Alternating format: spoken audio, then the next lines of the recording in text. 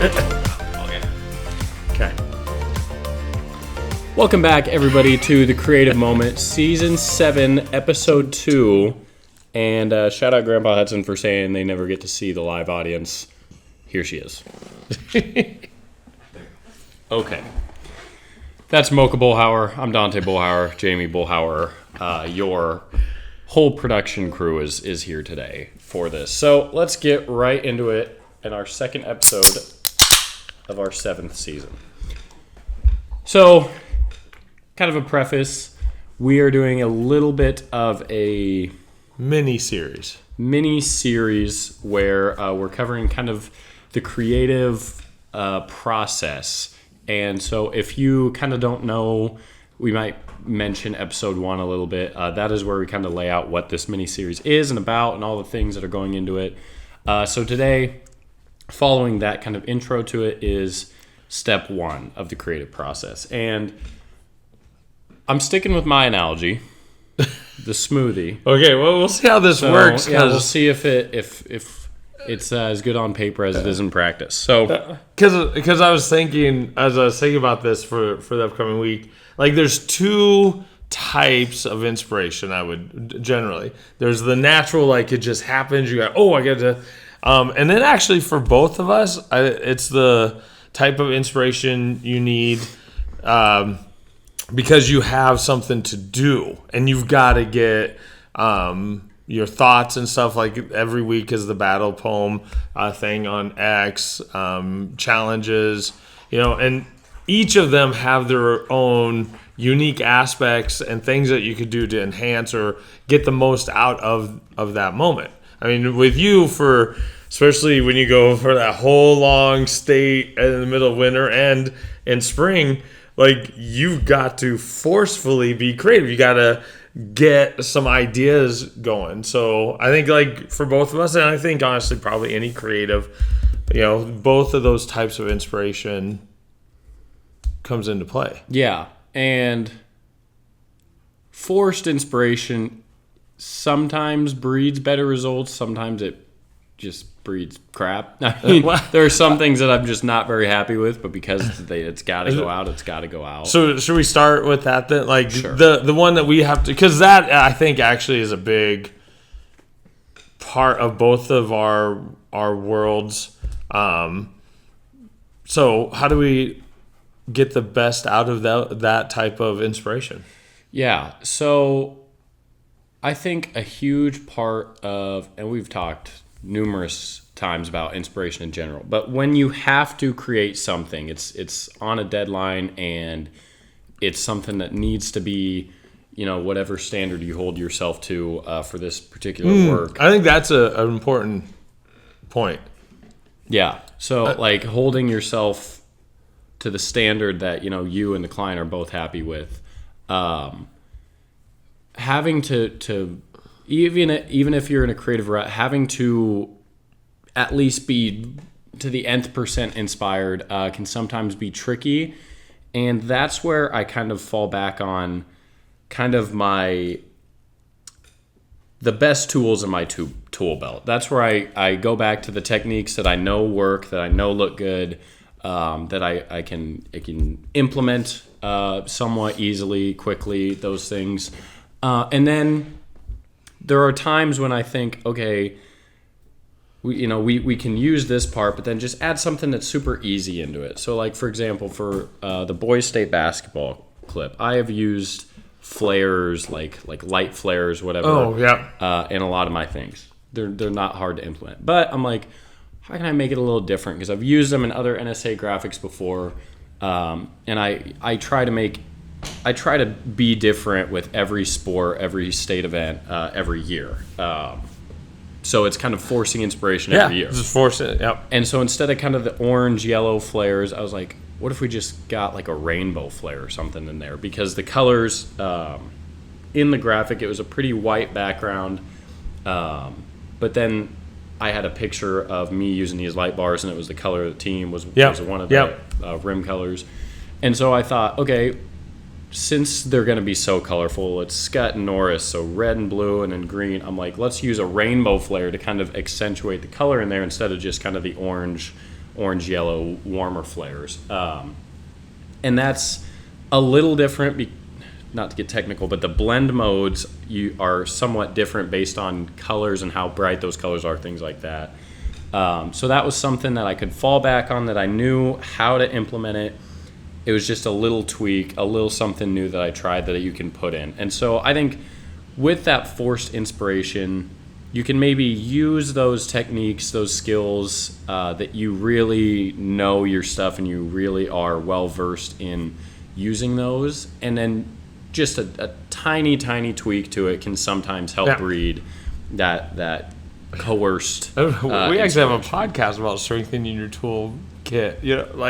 Check out our. We have other episodes. We have a lot of episodes. So, and I was thinking, because right now in class we're doing the pre-write activities. Remember the 5 senses, the what if questions, because the students will have essays coming up and okay, this is how you can get ideas going. This gets your brain. So one, I think falling back on your skill set, the things you're really good with, is one. 2. In my case, as I was just talking about the pre-write activities, sometimes doing a different kind of activity or something just to get your brain up and running, can help. Sketching out something. And I know you actually, because this was another thing, you keep a journal that you write your ideas down. You can, I forgot the official title of that type of journal because it's got the dots. Remember that? I like the dots. Yeah, it's not lined journal; it's dotted, so you can draw, you can do, different things like that. So one of my points is doing some type of, I'm not going to say it's totally creative activity yet, but it kind of is. So just doing, a free write, just sit down and write for 15 minutes or something can get you going in regards, especially when it's forced inspiration. And as I was thinking about, because the battle poems, we get our prompt word on Wednesday and we have it until Friday. And even though that kind of challenge isn't anything in regards of a paid client or anything, but it's still okay, it's due, I got to get this written. And so I kind of fall back sometimes okay, what kind of poetic form does this word kind of vibe with, and use my tool set to kind of get it going. And a lot of times the poetic form is what gives, but other times it's it doesn't work, or I'm not as happy, with it. Yeah. And in my case, I don't get paid for it, so I don't have to stress as much. But it's forced inspiration can be hard, because you got different stressors involved. You've got serious timelines. I have to have, if I wanted to be involved in the competition, I've got to get it done by Friday. Yep. With that aspect. But I think also the other part is having a journal to kind of fall back on, because sometimes there's some stuff back, and go back and see what you had down before, or I use it so much that I'll scroll back and I'll be like, oh, I forgot that I was actually going to do that thing, or I was going to use this somewhere, or this composition. Just I go through 3 pages a day basically, so it's stuff just gets lost, and then you go back and you're having that record of just kind of your ideas or your free writes or whatever can help spark that inspiration for you. Yeah. And then the other part I thought about forced inspiration is actually, if you can, and sometimes you can't, but I think those quiet moments actually just to reflect, and maybe take a walk. I think walking is good for all kinds of inspiration, but because sometimes we concentrate on the deadline instead of the creative output, and what you got to do, but sometimes that quiet, somehow get time to think and let your creative side, your perspective or stuff kind of bubble up. Yeah. So forced inspiration, whether it's a deadline or just kind of whatever the stress challenge is, yeah. Those are kind of a couple things that can maybe help.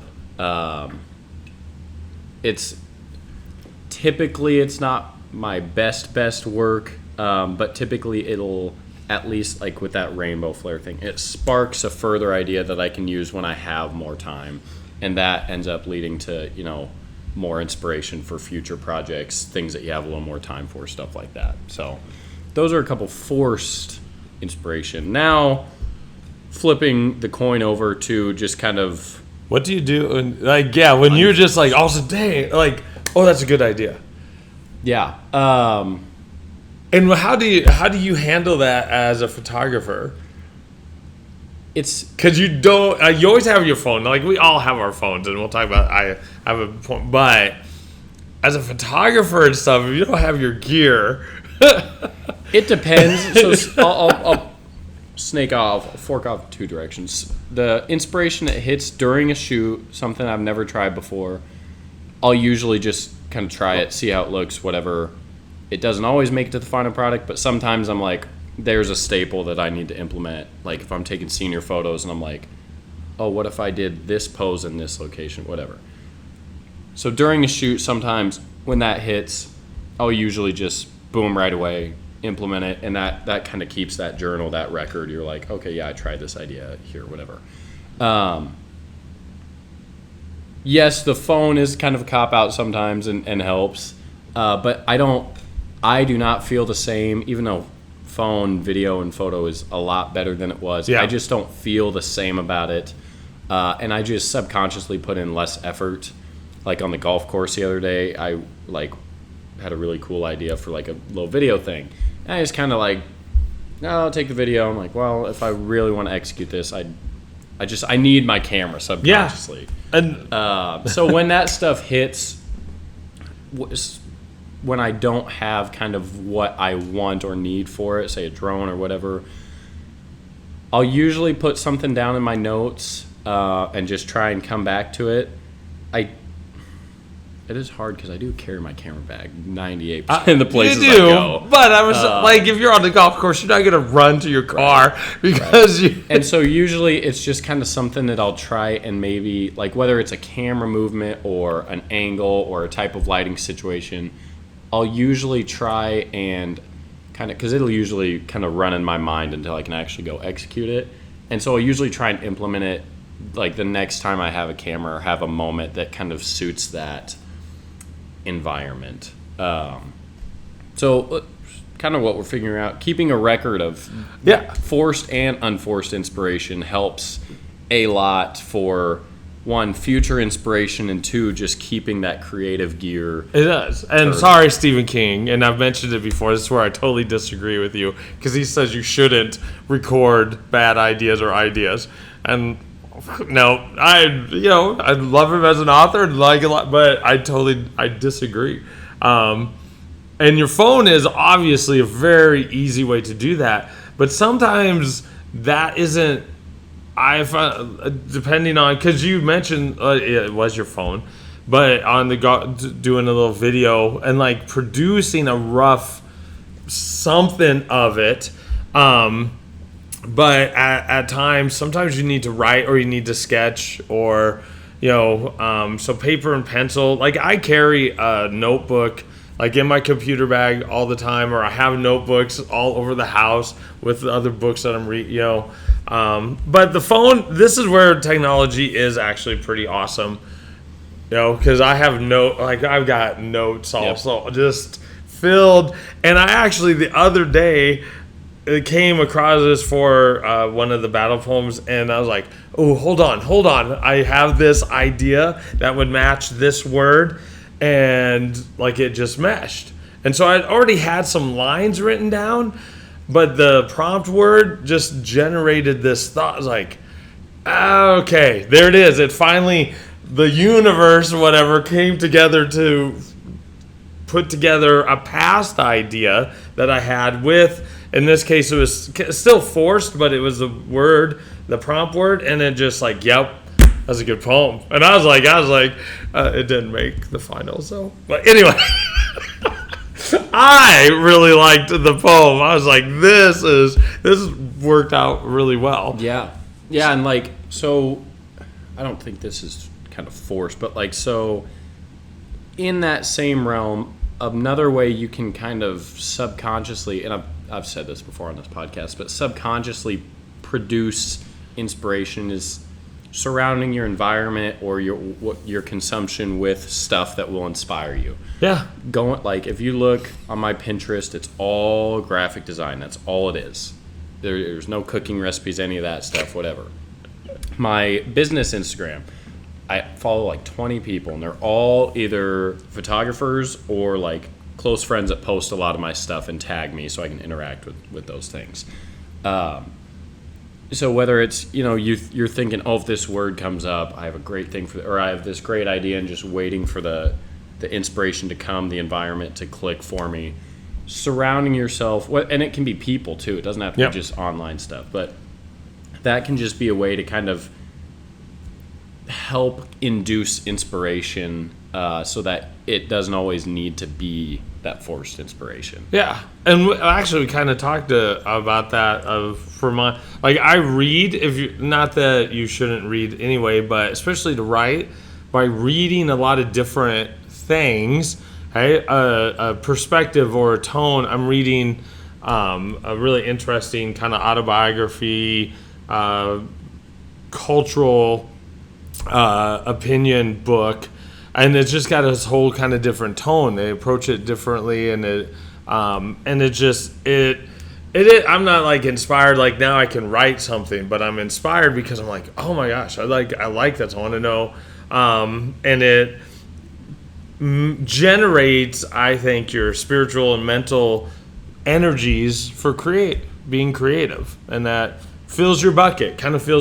So when time comes, or you get a job, or I did get my poem written for this week, it's like it's easier because I don't think you can be inspired either forced or naturally if you're burned out, if you're empty. And that's really hard to do your jobs when you're yeah. A lot of hype videos and a lot of posters this week. But if you're drained, it is hard. Your brain gets kind of like, I don't want to do this. Your spirit. Well, and the ideas that come, you're like, whatever. Like you just kind of, you don't write them down. You don't keep the record. They just kind of come and go. It's really, that's the fine line, right? And so that's where, not to say I'm not putting my best foot forward, but so I have 7 posters to get done by last Thursday, but whatever, and couple and more hype videos, and I've been doing hype videos now and everybody wants to do kind of the same thing, like the nighttime, the whether it's photos or videos now, and it's a cool idea and all this, but I have probably done over 250 of this same thing, and I have to force inspiration within one of the skill sets that I fall back on, being that dark lighting setup, whatever, and I have to still find ways to turn that into something that can inspire me within that. So for example, the Gish hype video, we took it a step further than just the standing there, the dark, the whatever. The AC volleyball hype video, I took it a step further. With the AC volleyball, I had the cards, whatever, the ace. That really helped the shoot go a lot better because I didn't get in the rut of everything that I always do. For David City, they turned on the video board with the logo and stuff and all this, and so that helped me.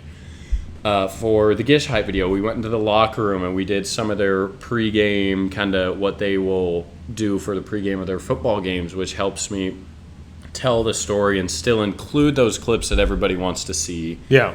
But also add, forcing that inspiration. Just say, what if we just went in the locker room and did, just put your gloves on, whatever. And then that turns into, tie your shoes, or put your helmet on, do the walkout, all that stuff. Yeah. So, and part is that you're getting inspired, even though it's a forced creation, you still get inspired. And you got to be thinking when you're creating too. Yep. Actively. And not that you can't be in the zone, because being in the zone is awesome too, but it's I think that's another part that helps you maintain inspiration, because we talked about, seeing the world and stuff, but being there, being present, being engaged, and having your mind open to some ideas, and relying, because everybody's got this pose in your hype video, the ball, and I get that, but yet there's other components, like that's just kind of one element of the whole big project. And you got to take care of yourself too, though. Like you're busy. You're busy. That's why you plan certain breaks. I gotta start grading today, and it's like, okay, I gotta, the routine, which we talked about that in the past one, something to always be taking care of yourself, because I don't think you can be creative when you're burned out, when you're empty. Like or even if it does, you let it go. I think I have had that happen some really good times. I just and then you're sitting there going, dang it, what was that? That was such a good idea, but I was not in a good place to even put it down in my notes, because I was just like... Well, if you truly have that kind of creative fire burn, if you do take a break, you'll find yourself coming back when you're ready. I mean, you'll just be like, you'll get an idea and you're like, man, I really want to execute this idea. And so just realizing that if you are like truly, the only thing I want to do is be creative, and you're burned out and you take that time off, when you're ready, your body will tell you, and there'll be some inspiration that you're like, I got to go do this. I really want to do this video or do this photo, poem, whatever. So understanding that can help you be more lenient in taking a break or a step away from it for an amount of time. Yeah. So lastly, bleeding into step 2, I think an important part to just touch on is the purpose of your inspiration.